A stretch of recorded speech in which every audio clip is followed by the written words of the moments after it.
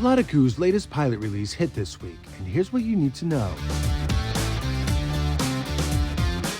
When you open Pilot, you'll see noticeable improvements. The ticker shows metadata at a glance. There's no more clicking on a clip and hoping it's the right one. Once you're in there, the information section is expandable. Hover your cursor to the left of the information, and when it changes, pull left to expand your field of view or pull right to collapse it.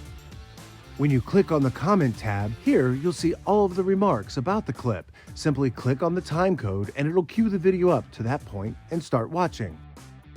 You can also hover over the timeline and the comment will display. This will help not to repeat the same comment and make the feedback more precise. To create a comment, go to the timeline and cue the video up. Now tap the clock and begin typing your information. When you're ready, hit enter and your feedback will be displayed on the timeline according to the time code and in the chat box according to the date and time you submitted.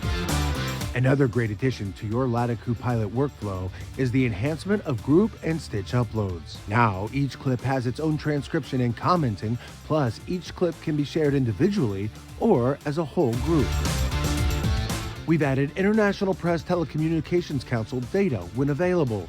You can use this to check the GPS or the date of the recording to verify if a third party is being straight with you about when and where it was recorded.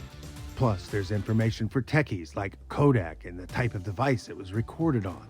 latakoo, we're journalists creating the needed tools for journalists.